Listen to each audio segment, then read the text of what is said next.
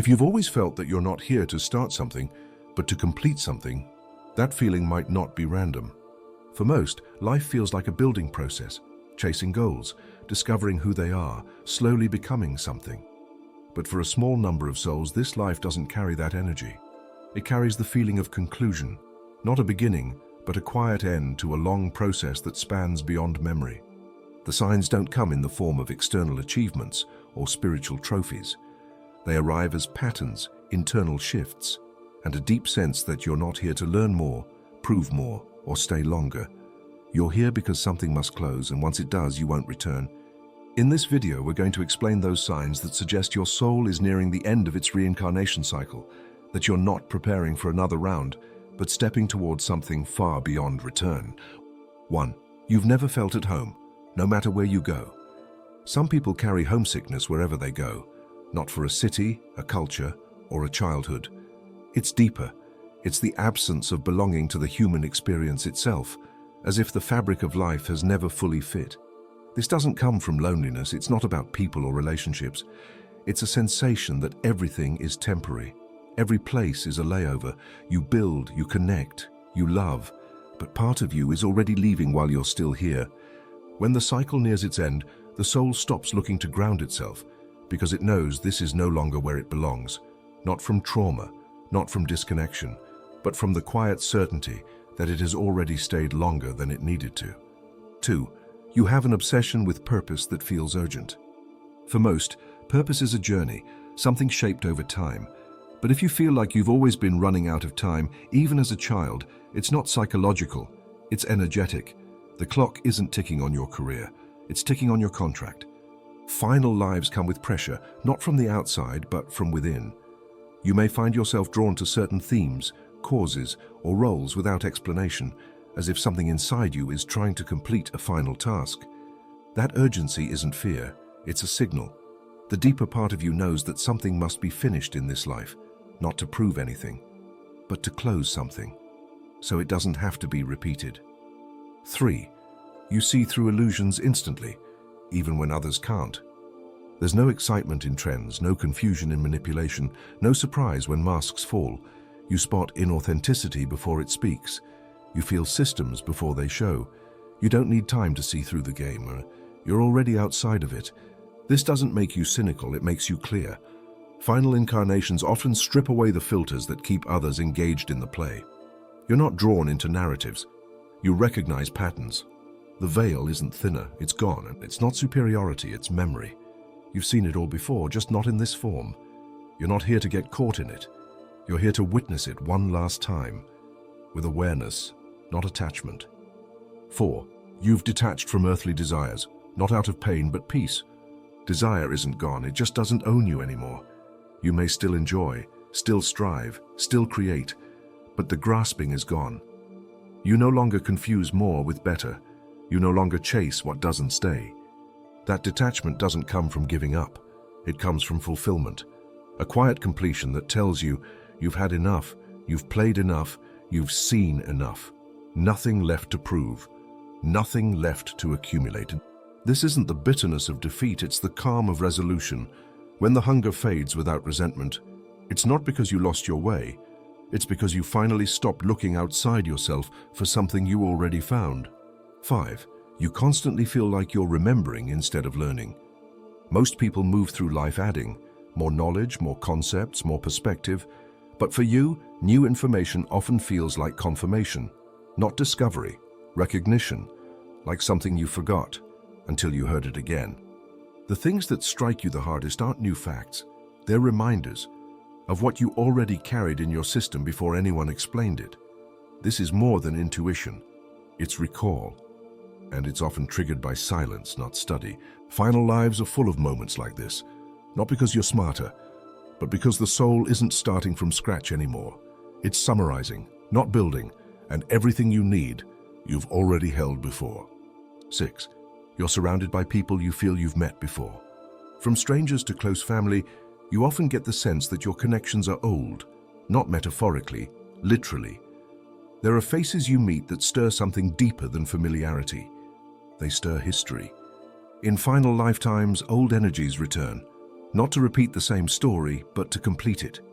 You might meet someone who feels instantly significant, even if nothing happens between you, because their role is energetic, not dramatic. These meetings aren't accidents, they're appointments. Your soul brought these threads back in, not for comfort, but for closure. The end of the cycle calls everything home, even if just for one last moment. 7. You attract chaos, then alchemize it instinctively. Wherever you go, disruption follows, but it doesn't last. You stabilize it without knowing how. You draw crises in, but transform them as if it's second nature.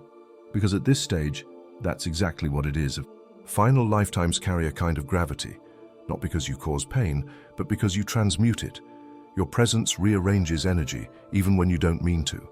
Others shift when you're near. Patterns break, truth rises. That chaos isn't punishment, it's raw material. And your soul signed up to finish its cycle by refining the heaviest energies, not through force, but through something you've built across lifetimes. Mastery under pressure. 8. You've had near-death moments that felt familiar. Brushes with death didn't shock you, they steadied you. In those moments, fear wasn't the only thing present. There was also peace. Not because you wanted to leave, but because part of you recognized what was on the other side. This isn't about obsession with death or escape. It's about familiarity. As if that threshold isn't unknown to you. As if you've stood there before many times and remembered how still it feels. Final lives often come with glimpses of that space, not as a threat, but as a reminder that the veil is thin, that you're not far, and that when it does come, it won't be an end. It will be a return. 9. You're not chasing legacy. You're focused on liberation. When you think about the future, it doesn't involve monuments, applause, or recognition. You're not drawn to the idea of building something that lasts for others to remember. What matters isn't what you leave behind, but what you release. And that shift is significant. It's not indifference. It's an entirely different orientation of purpose. This isn't about giving up ambition or neglecting your gifts. You may still create, express, or lead.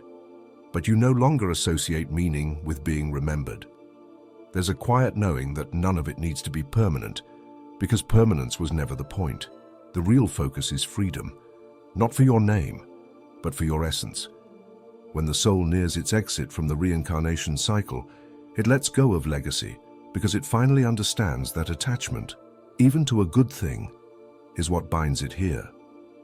The drive to make a mark fades and is replaced with a deeper desire, to finish the contract and return to something that doesn't require identity at all. 10. Time feels faster, reality feels thinner, dreams feel realer. You've noticed it. Hours disappear. Days blur. Conversations feel like rehearsals, and dreams feel more coherent than daily life. It's not just perception. It's energetic shift. Final lives carry this signal, and it's not about distraction or burnout. It's about detachment from time itself. You're phasing out. The density is loosening. The illusion of linear time stops feeling so believable because your system is no longer syncing with it. This doesn't cause panic, it causes calm. You see through the flow of experience and realize how temporary it all is, not in theory, but in feeling. And you stop arguing with it. 11. You carry deep wisdom without any logical source. People come to you for clarity you never studied. You speak things you've never read. You answer questions you've never asked. And it doesn't feel like invention, it feels like retrieval. This isn't talent, it's memory. A kind of cellular knowing that isn't tied to this body, this education, or this language. It just comes through. Like something older is moving through something newer, for a little while. You don't always know where it comes from, but you recognize when it's real. Final lives come with access, not to everything, but to just enough to complete what's left. 12. You've experienced pain that makes no sense for one lifetime. You've carried weights that don't match your story. Emotional burdens too heavy for your age. Fears that never started here. Grief that seems to belong to someone else. And no matter how much work you do, some of it doesn't go away. That's because it's not all from this life. Final incarnations are often where accumulated karma burns off, not as punishment, but as closure. The weight you carry is old, and you're the one finishing it. You weren't assigned this pain by mistake. Your soul volunteered to close the account, and the reason it feels so disproportionate is because it is. You're not processing one life, you're processing all the ones before. 13. You're unshakably calm while the world burns. You're surrounded by noise, but you don't react the same way. Chaos erupts, and something in you stays still. Not detached in a cold way, but steady in a way that can't be shaken. That calm doesn't come from denial, it comes from recognition. You've seen this cycle play out before. You're not here to fix everything. You're here to witness the end of your part in it. The storms don't pull you under because your roots aren't here anymore. They're already letting go. And the stillness you feel isn't confusion. It's arrival. You're not resisting the end. You're meeting it. If you have made it this far, let us know what you think in the comment section below. For more interesting topics, make sure you watch the recommended video that you see on the screen right now. Thanks for watching.